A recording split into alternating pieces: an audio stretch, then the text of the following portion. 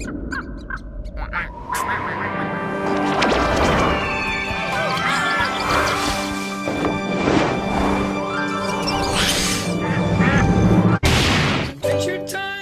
all probably know about the hit show, Adventure Time, on Cartoon Network.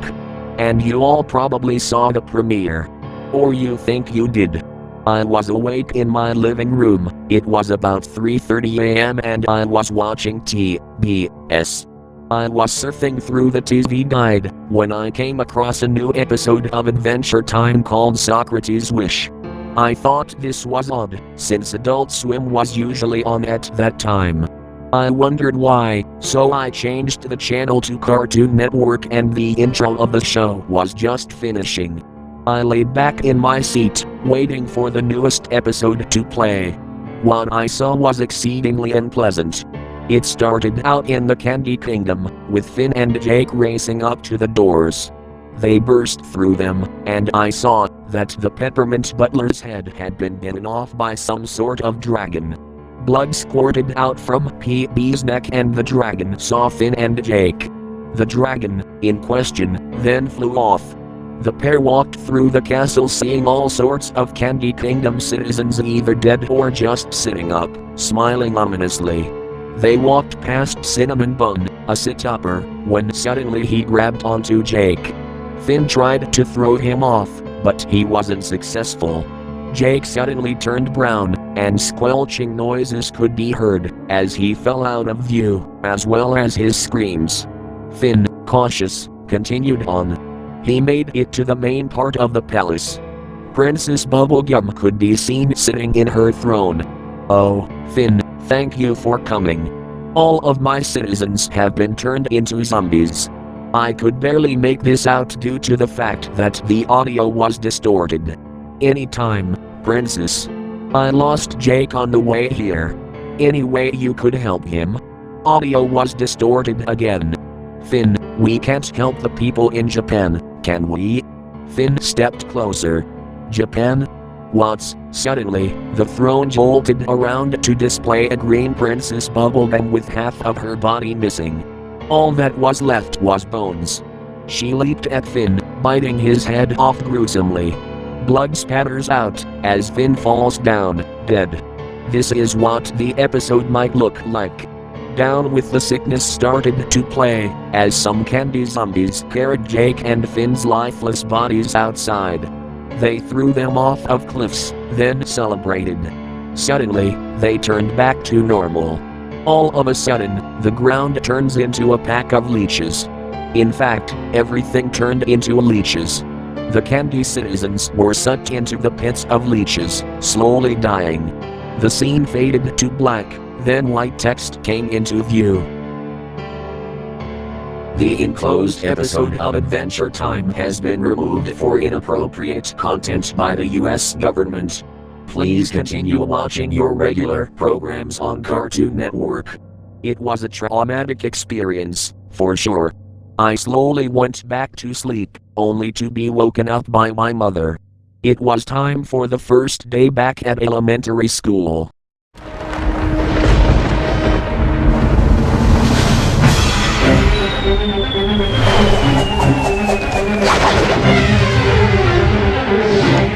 In 2012, the producers of a popular children's show, called Ninjago, were trying to make the episodes less glitched and a bit more unique. Before long, an episode entitled Jay and Naya, Forever, was sent to the interns so they could check it out, correct any mistakes, etc. It started out like any other Ninjago episode. A recap of the previous adventure, the ninja introducing themselves to the audience, and Sensei Wu reading out the title of the episode. But the weird thing about this was that the episode was actually entitled, I'm Sorry, Naya. It started out with the ninjas, standing on the deck of their ship, Destiny's Bounty. They were just standing, not saying anything, peering over the side, looking at the sky below them. Jay, the blue ninja, suddenly picked up his nunchucks and gave them to his girlfriend, Naya. Use them, he said, before going below deck. The scene cut to black for 3 minutes, and a white noise could be heard. When the picture came back, it was all black and white. Jay was standing next to a bed. Nia was in it, apparently asleep. She was actually dead. Jay looked heartbroken. He kissed Nia's forehead and whispered, "I'm sorry, Nia." He looked at the camera, staring with a hollow expression straight at the audience. Then, he began to cry. Jay fell to his knees, his sobbing becoming more and more realistic. It was horrifying to listen to. The crying sound continued, but the picture changed. Everyone got flashing views of children being kidnapped, men being tortured, and women being molested. This went on for the majority of the ep, until the last 5 minutes, when the camera cut back to Jay. He wasn't crying. He was just staring at the screen, his eyes expressionless, but a disturbing smile plastered across his face. There was a sound like fairground music, and quite suddenly, the screen cut to black, for about 3 seconds. When Jay came back on screen, his eyes were missing, a splatter of blood in each empty socket. The words "they took my eyes" appeared on the screen, followed by black. Slowly, some white text appeared on the screen. It read, "You are next." A pair of red eyes appeared on the screen, and then the episode ended. It's said that a number of Ninjago staff committed suicide after watching the video, and so did 2 members of the Lego team. The video has that effect on anyone who watches it. It has been deemed too dangerous, and all copies of it have been destroyed. I was only able to catch fragments of the original detail, and put them together, posting this online. If that is only part of the story, then who knows what the rest is like. Attention, coming next Friday night. Residents of Peach Creek remain vigilant. Flesh-eating aliens invading Ross House Double D. He said so! He did! Unidentified flying objects have been spotted in your area. Let's make a break for it! Stay indoors and out of the cul-de-sac. As you may know, the popular show Eddy and Eddy has been running for a long time. However, between October 7th, 2003 and October 21st, 2003, episode 34 was accidentally released 1 week before it was scheduled to. It was also known to some around the office the primary writer had been sick with the flu, and instead of going on to make episode 34, the show was supposed to replay episode 1. At 5 a.m. Eastern, people reported a very disturbing new episode premiering on Cartoon Network. Some children were unfortunate enough to see it. Apparently the quality of the episode was mediocre when held to the regular standards. Animation was choppy, sound was constricted and very muffled. Reports of a line running up and down, similar to a crappy VHS tape, were received. Scenery was described as overwhelmingly dark and depressing without changing props and other background objects, stormy looking. Characters also behaved oddly. Instead of the normal goofy, hijinks-inspired personalities, viewers complained they seemed extremely agitated, gratuitously hateful toward each other, and constantly about to begin sobbing after the lines. The protagonist also had a very bad lisp, no one knows why, but he spoke with a sexual tone, and that further bothered the viewers. I was one of these viewers. The episode began with Eddy walking down the street with Ed. I noted that Eddy was missing. There was an angular shot coming from in front of the two, to show them walking toward the viewer. Eddy, was wearing the angry look he does when something goes wrong. His eyes were red around the iris. It looked absolutely forlorn and practically dragged behind Eddy, tears in his eyes, which were both lazy and looking in opposite outward directions. Kevin, the series antagonist, was riding his bike opposite of the Eds, toward them. The shot became blurry and low moans were heard coming from Eddy before Kevin hit him, which never happened, because the screen went to black. The screen then snapped back and Kevin was again headed toward Eddy. The view was so blurry this time all I saw was a green blob headed toward a yellow one. Again, the lone moan, only this time it sounded like the microphone was broken and loud static came, greatly overshadowing the moan. A claymation sequence of Double D sleeping in Eddy's bed came up. Honestly, it may have just been the abruptness, but I jumped and shivered. Waking up and getting out of bed, he moved oddly around the circular room, the fast pitter-patter of footsteps being the only audio. The steps sounds were very clear, as I was shown a bird's eye of him scampering around the room. There were no visible doors.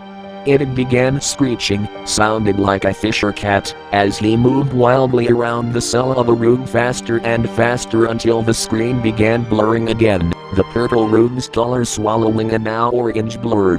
An extreme close-up of Eddy's front door sat, in absolute silence for a maddeningly long time, at least 2 minutes of dead silence and a door. Next we see Jimmy and Sarah at a doctor of some sort, probably oral.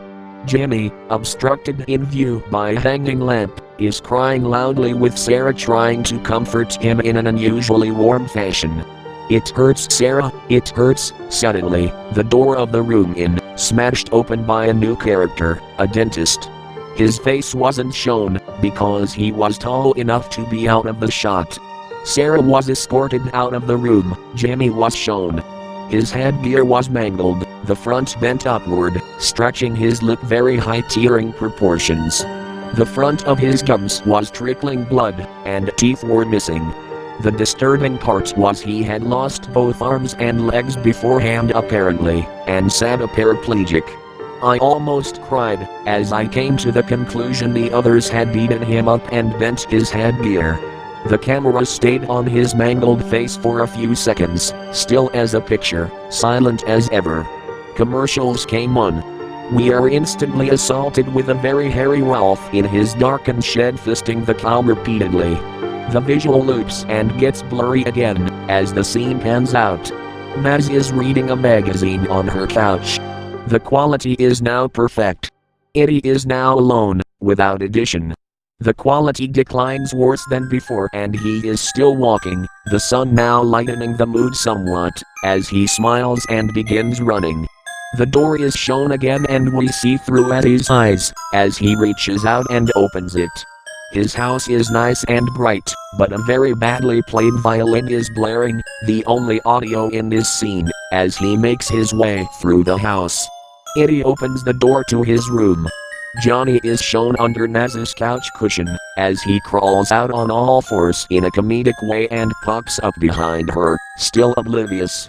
I laughed, because someone forgot to draw his eyes and I thought of a mole. Suddenly I stopped laughing as he starting swallowing her head, still in a cartoonish fashion of course, but this was different. He and she stayed like this, until she started kicking and struggling. Johnny held her like this, until she went limp. A zoom in on his face revealed extremely small, human eyes. Double D was laying on Eddy's floor, no longer in claymation. The camera showed Eddy's house for the remainder of the episode, about 3 minutes, and the next program began on the spot.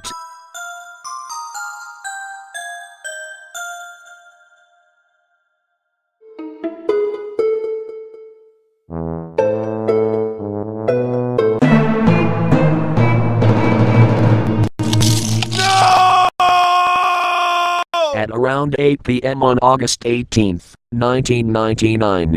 A very disturbing episode which was originally meant to be the series finale of the show, Cow and Chicken, aired on Cartoon Network.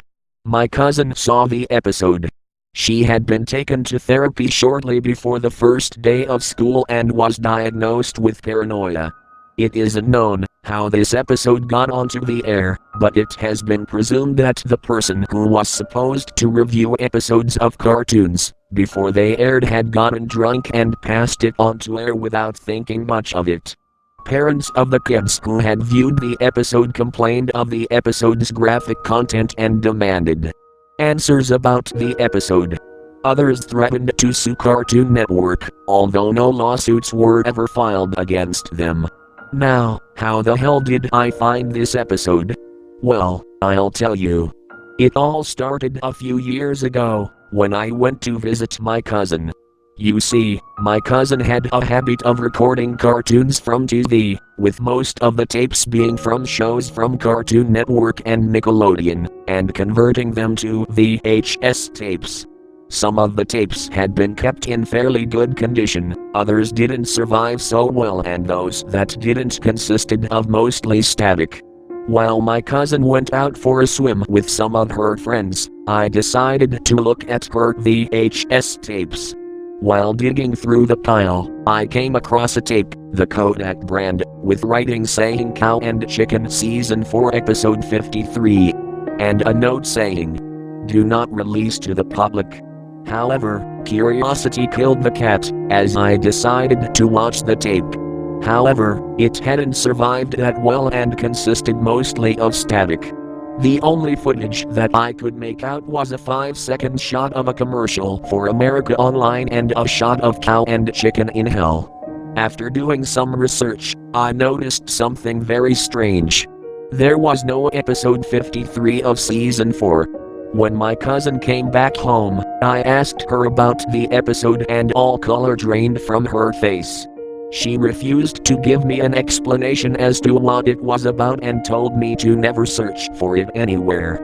I listened to her, being the kid I am, and ended up forgetting about it.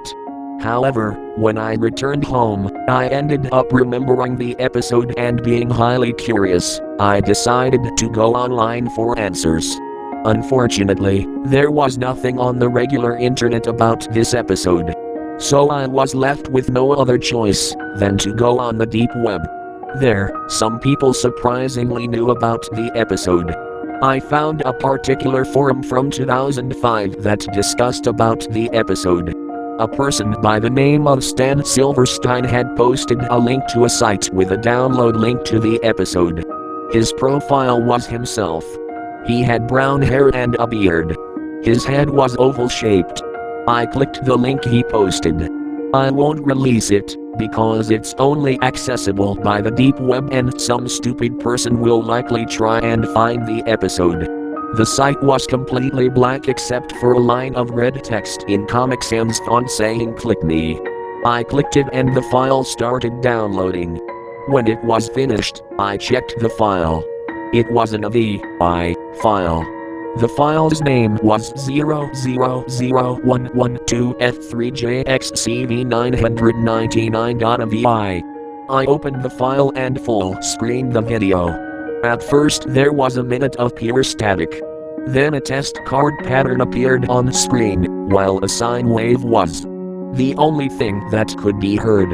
The color bars only lasted for about 30 seconds. Suddenly it all cut to black. I was beginning to wonder when the video was gonna come on, when the intro appeared out of nowhere, while piercing "Mama had a chicken, Mama had a cow." I literally almost got a seizure from that. That's how bad it was. Despite that, the intro was surprisingly normal. However, at the end, while the red guy makes his laugh, he suddenly had what looked like a seizure and fell to the ground. The title card was the last episode. It began with the view of the house Cow and Chicken lived in. There was no sound. It then cut to the inside of the house. Cow and Chicken were seen hiding in their rooms for some reason. Cow: "I'm scared." Chicken: "Chicken, me too. We're lucky we didn't turn into whatever those disturbing monsters are called yet, but Mom and Dad have though." Cow: "It was traumatizing to see our parents turn into zombies thanks to that virus, before they were killed." Cow and Chicken leave their room at this point only to hear a loud crack. They went downstairs, only to realize that a group of zombies have broken into their home. Cow: "Crap. Let's get out of here." Cow and Chicken ran away from their house into some sort of forest at this point. Chicken: "That was close. But we don't have much of a chance of living any longer. We'll either get eaten by the zombies or get infected by that virus that's turning people into zombies." The screen faded to black. Commercials come on and they weren't out of the ordinary. However, during commercials, something kept flashing on the screen over and over again, but I couldn't make out what it was. I actually thought that there was something wrong with the file, however the QuickTime Player time slider was moving along normally. When it came back from commercials, it showed cow and chicken in what looked like an attic. There was dead silence. Cow and chicken just sat still. This lasted for about 3 minutes. They eventually go outside again, only to see that everything around them looks abandoned. Chicken found what looked like a newspaper. Chicken read it. Chicken, zombie apocalypse has come. A virus found in a small village in India has spread throughout Asia and Europe and has recently spread into North and South America at an alarming rate. Chicken stopped reading at this point. Cow yelled run. Chicken looks to his left and saw a herd of zombies charging towards them. Cow and chicken run back into the house only for them to find 2 guns and a bunch of ammo. They start shooting at the zombies, killing them all. However, a much larger herd of zombies charges at them. Unfortunately, cow and chicken ran out of ammo and were forced to flee back into the house. However, the zombies broke into cow and chicken's home and found them hiding in the bedroom. Cow and chicken were brutally killed, however their deaths were cut out and what was replaced was live action footage of a piece of cheese being shredded. The most disturbing thing was about this scene was the audio. The audio was of the screams of cow and chicken and the noises of zombies. As the cheese became smaller, the screams of cow and chicken became much more pained and realistic, as if the actors were in agony. I think that the cheese getting smaller, as it was shredded, was to represent cow and chicken's demise, as they became smaller and smaller, seeing as how they were ripped apart and eaten by the zombies. When the cheese was reduced to nothing and cow and chicken's screams faded away, the screen cut to black and it showed cow and chicken in hell with a bunch of other people. The red guy greeted them with "Oh hello cow and chicken, I'm glad you're here. Now I will have you suffer with all others in the fire." The red guy then shoved cow and chicken with his butt, in a comedic way, into the fire and are seen burning alive with a bunch of other souls. The episode ends with the shot of cow and chicken being burned in a pit of fire with a bunch of other souls. The screen then goes black. Text appeared on the screen that read August 18, 1999. Cow and Chicken Season 4 Episode 53 inches. The screen went black again, another set of text appeared. It was a quote from the 1978 film Watership Down, one of my favorite animated movies. This is what it read.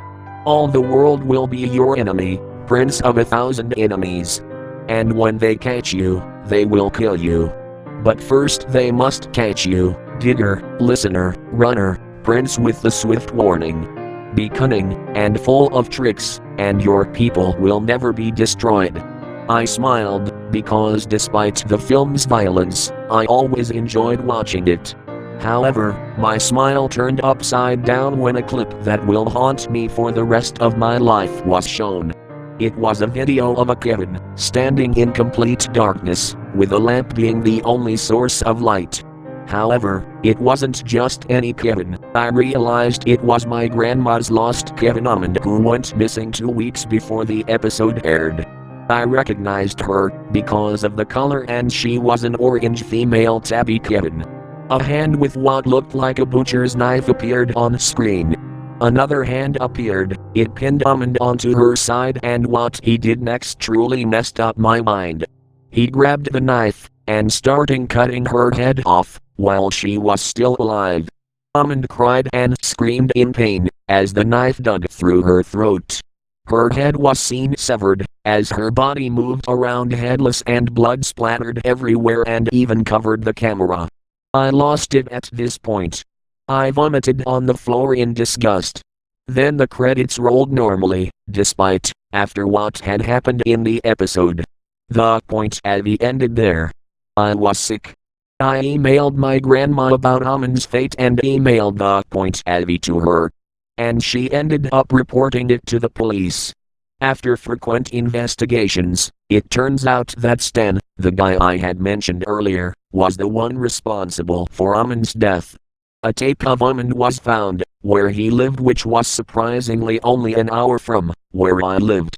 He was charged with animal cruelty and murder and was given life in prison without the possibility of parole. Justice may have been served, but the episode and Amon's death will forever be stuck into my mind. What you're about to see, you have been warned.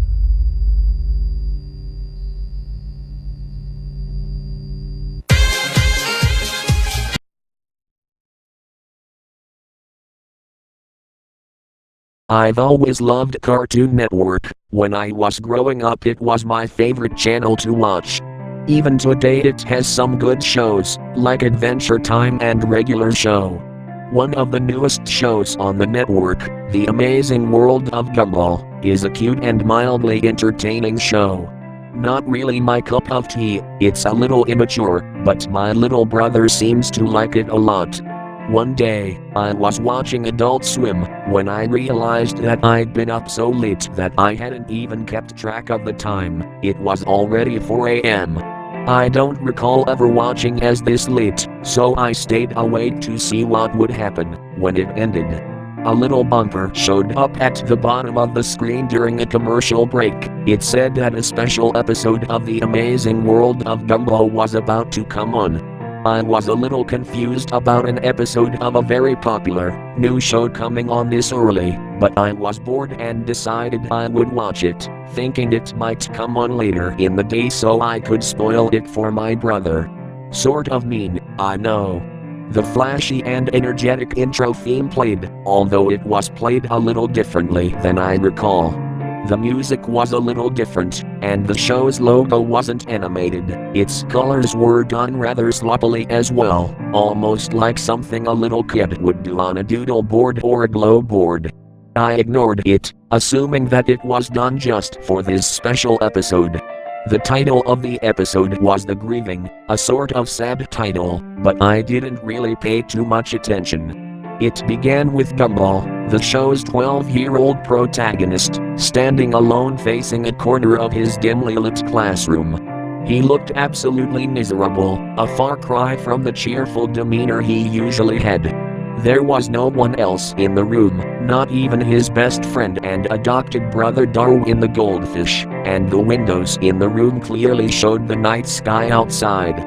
I was really starting to get confused. Why would he be at school at night, and why was he standing in the corner all sad and alone? After about what seemed like a minute of Gumball standing somberly in the corner, the scene suddenly changed. We were in Gumball's house. Once again the scene is silent and a little disquieting. Richard, Gumball's enormous rabbit father, walks in from the kitchen. He looked even more miserable than Gumball had in the previous scene. Richard isn't wearing his usual attire, he's dressed in a fancy black suit, a little uncharacteristic of him, as he's usually a slub. He sighs, and slumps down onto the sofa, and starts sobbing intensely, sounding like someone who had just lost something important. I was starting to get a little creeped out. Where was the silly, fun cartoon that I usually looked forward to watching with my younger brother? This was something completely different.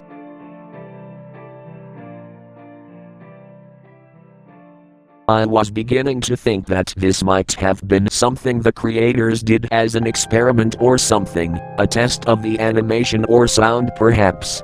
Though, it couldn't have been, aside from the opening theme, which was still different from the final show's quote. The episode had been much quieter than it usually was, only subtle sounds and very little music, and the animation was not anything to write home about either. It was done a bit like an amateur flash on new grounds. The character designs were somewhat sloppy and rushed looking, and the real-life backgrounds used for the show looked different.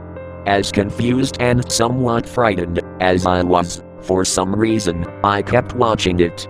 Poor Richard was still sobbing on the sofa as the front door opened suddenly, making me jump a bit at such a loud noise, and Gumball's mother Nicole, a blue cat like him, stepped in.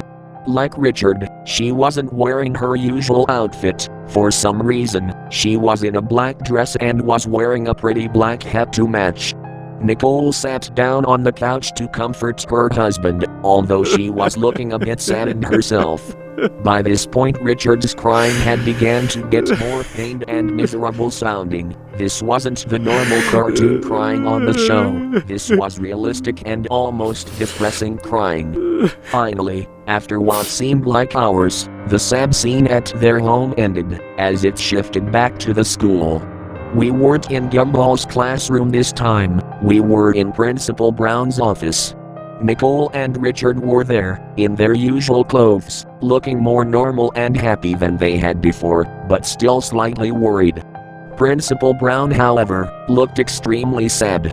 He quietly and somberly informed them that their children, Anais and Darwin, were not present after lunch earlier that day.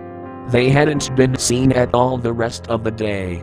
Nicole was instantly furious at him. She began spouting various threats and calls at him that I don't think would have made it on a more mature program like regular show.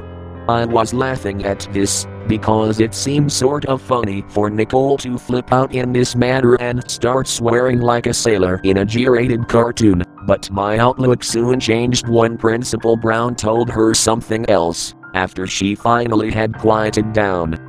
His eyes began to tear up, as he informed them that they eventually were found, but they had not been found alive. He then went into graphic and nearly nauseating detail describing how their bodies were found, their parents sitting in utter shock. I could hardly believe what was happening. How could such a cheery and fun kids show be taking such a dark and twisted turn? I was considering turning the television off, but I was too scared to be left in the dark by now, nearly frozen by fear and disturbed intensely at the terrible things that he was saying. Another flashback, the scene was earlier that day, and the animation in this scene was even worse than earlier. I don't remember it very clearly, but I think he began his recollection by saying that the school had called the police department when they first turned up missing, believing that the kids had simply ran off and decided to skip school. They said it was very uncharacteristic of both Darwin and Anais to go skipping school like delinquents. Darwin was a little naive and a bit ditzy, but he was a good kid and wouldn't have even dreamed of doing something like that, and Anais was even less likely to run away. She was a straight-A student, despite being only 4, which also troubled the police, seeing as a defenseless 4-year-old little girl was missing as well as an older boy. The school had been thoroughly checked, so the police started to search the heavily wooded area outside of the school. It took little time for the police to discover the horrifying fate of Anais. In a small clearing outside of the school, Anais's head was found in a small box. You likely would have expected something like that to be shown in the show's cutesy art style, but it was nothing like that at all. Realistic blood covered the box, inside and out, while Anais's head was done in the normal style, but was drenched in blood and some other fluids, not all of them hers apparently. There was a note in the box, seemingly written in her blood. It was never stated during the episode what exactly was written on the note, but it apparently led to the rest of her remains and Darwin's heavily mutilated corpse. What I remember most about this scene was how out of place it seemed. All the blood and gore from Darwin and Anais's slaughtered and dismembered remains was done in a very realistic and disturbing way. It looked like the scene had been taken from a crime scene photograph done by a professional, not something from a cartoon. The way this scene was animated was different from most of the show as well. You may know that the characters from this series are done in vastly differing animation styles, from flash animation to CGI, and I think that there's even a character done by someone putting their chin upside down to make a face. This particular scene wasn't like anything I had ever seen on the show before. Every little detail on Darwin's face was clearly illustrated. He looked a little like a zombie. His face was very pale and his eyes had been gouged out by someone. Anna is fared no better, or what was left of her anyway. She was naked and her stomach had been slit open. Her intestines were strewn around the trees and bushes in the woods, done once again in a very morbid and realistic style. I was feeling very ill by the time this incredibly disturbing flashback had come to an end, so I quickly ran to the bathroom to vomit. I was feeling better after chucking, so I had realized that I had good timing and had ran to the bathroom during a commercial. It was then I noticed that the show had been running twice as long. It usually ran for 11 minutes, but this episode was running for about 30. By then I was wondering if there was any information on the grieving on IMDb or something, so, while the commercials were still playing, I looked up some information about this episode on Google. Nothing came up. No information remotely similar to the plot or name of this episode existed anywhere. Now incredibly scared and wondering if anyone else was watching, I quickly dialed my brother Larry and asked him to turn on Cartoon Network and see if he was seeing the same shit that I was. He was pretty mad that I woke him up at this hour, but he's a nice guy and told me he would see for me. I thanked him and stayed on the line as the show came back from commercial break. The scene had thankfully panned away from the horrific sight of the children mutilated and was back to the principal's office. I asked Larry if he saw some cartoon animals talking or crying, since that was what they were doing on my TV. To my surprise, he said that he saw nothing like that. Instead, it was a rerun of an old Looney Tunes short. In utter shock, I dropped the phone and ran over to the TV to turn it off, and as hard as I pressed the buttons it would not shut off at all. I tried every single button and none of them did a thing. I tried unplugging the whole thing as well, but nothing worked. The TV stayed on no matter what. Larry had hung up, assuming that I was playing a joke or something, I guess, and I was alone once again. My door was locked from the outside somehow, and the door to my bathroom was now locked as well. It seemed that I had no choice but to call the police, since my other family members were gone that night. It was the reason I could stay up so late to watch Adult Swim in the first place. When I hurriedly dialed the number, I accidentally dropped my cell phone into my cup of Pepsi. I was very scared, and had no choice but to finish the episode. I turned on all the lights in my room and got under the covers, hiding like my little brother does when I make him watch scary movies with me. I had apparently missed a little bit, but Gumball's parents were still talking to Principal Brown, so not that much. Nicole was asking him if Gumball was alright, apparently, since she hadn't remembered him when Principal Brown told her what had happened to Darwin and Anna. He looked slightly confused and shocked for a moment, and explained to her that he thought Gumball was out sick today and he had spent the day at home by himself with the stomach bug. Nicole screamed and wailed, while Richard quietly told him, in a very out-of-character voice, that they thought Gumball had got on the bus this morning, but it didn't seem that way. The police were called once again, to search the building and the small forest outside of Elmore Junior High. They had found him in Miss Simeon's classroom, hanging by a noose, with a blood-covered knife behind him and blood covering his clothing. The episode ended with the shot of Gumball's dead body hanging there in the corner fading to black. The credits rolled silently, not like the usual way Cartoon Network annoyingly airs a promo that squishes half the screen. These credits rolled unusually slow and they weren't that fun to watch either. A little creepy, just plain white text scrolling on a black background. I only recognized Ben Bartlett's name, as he was the creator of the show. The rest were people I'd never heard of. The copyright notice at the end said Copyright Cartoon Network Studios, 2001. Which was incredibly odd, seeing as the show was new for 2011. After all that was over, the screen went to static for a split second, during which some incredibly creepy and shocking video clips were shown between static intervals. I can still remember them all very clearly. The first was a picture of a person in a plague doctor outfit. Those always scared me for some reason, and the way the person in the suit was filmed was just as bad. A red light, something that freaks me out incredibly, was shown over the clip. The next was what seemed like a video being played very quickly, over and over, of a Kevin's face being squished by a woman wearing high heels, which was strange, because a so-called friend of mine sent me a picture yesterday of a cat being stepped on and killed, similar to the Kevin in the video. The last one was the one that disturbed me the most and made me want to both cry and vomit my guts out. It was my little brother, or at least a small child, who looked very similar to him, being shot in the face by a person who looked like my father. You could clearly see the child's brains and blood splatter on the wall. I began to sob uncontrollably after that traumatizing clip, so much so that I passed out. When I woke up, my door wasn't locked, and my television was turned off. I went to call the police on the home phone in my kitchen and report that I had seen some very disturbing things on TV and that my doors had been locked.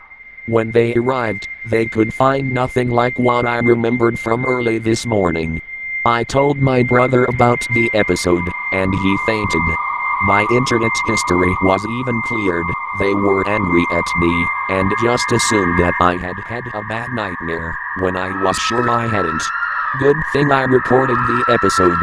The officers were shocked at what I showed them. One of the officers felt bad for me and took me out to a small diner so I could recollect my thoughts.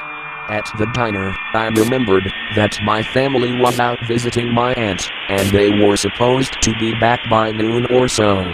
It was already 11, so the officer and I drove back only to find a whole squad of police cars and even some government agents at my house. They explained to me that my little brother was missing and that my mother and father were major suspects. I was freaking out, and trying to tell them about the disturbing clip of the boy who looked like my brother being shot in the head, but they wouldn't listen. I stayed with my older brother, Larry, who wouldn't believe me either, still insisting that all he saw was an old Looney Tunes cartoon, and nothing at all creepy or weird. The cops eventually told me that they would contact Turner Broadcasting and tell them about the incident. A representative of Turner Broadcasting came to my cousin's house to talk to me in private about what I had seen and experienced that night. He was very kind, but it all seemed a little like some sort of front. After I could tell him all I remembered, he agreed to play back that day's programming from when the incident with the disturbing Gumball episode had occurred. To my shock, all that was airing at that time was an old Looney Tunes short, nothing more, nothing less. I hysterically sobbed and moaned that what I had experienced and seen was completely real, but no one listened. Eventually, I discovered that Ben Bartlett had a Twitter account, so I sent a message about the episode and this was the reply I got.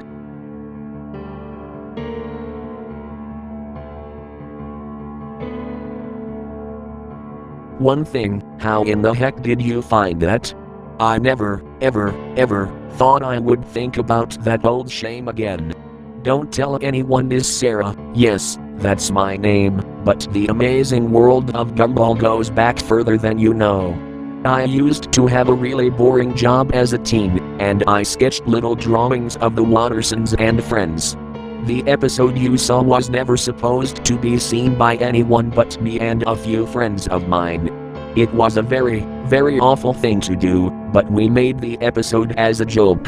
A guy from my old job, who everyone hated, had lost a child to a crazed serial killer, who is apparently still out there somewhere.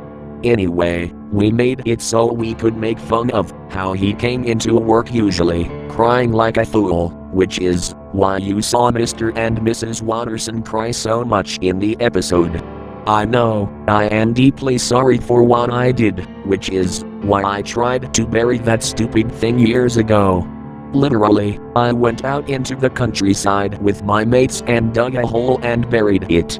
What I don't get, though, is how you described the blood and guts and stuff. We didn't have any scene with Darwin and Ananias's bodies being found. All that happens in the episode is the parents are informed of the kids being found dead and them crying like crazy. We didn't even draw anything in the episode like that, at all. We are not that sick. Now, this is my theory. The lunatic who killed the man's child found the tape we buried, watched it, and heavily edited it. Then, he hijacked the local TV station near. I blocked out the name of my city, I'm paranoid enough, and it's a small town, somehow, and got the episode to air on your local Cartoon Network station. Now, why your brother couldn't see it, I have no idea. Why it seems you're the only one who saw it, I have no idea either. Sorry, but I just don't know. Now, for the explanation you have been waiting for, the clips at the end. I don't know. I don't. I'm deeply sorry, from the bottom of my heart, but I don't know why those clips were aired, I just don't. I am sorry, I really am, but me and my mates are just the ones who made those scenes with Richard and Nicole crying, that's it. I'm so sorry Sarah, I'm so deeply sorry. Best wishes, Ben Bocklet and everyone involved with the grieving.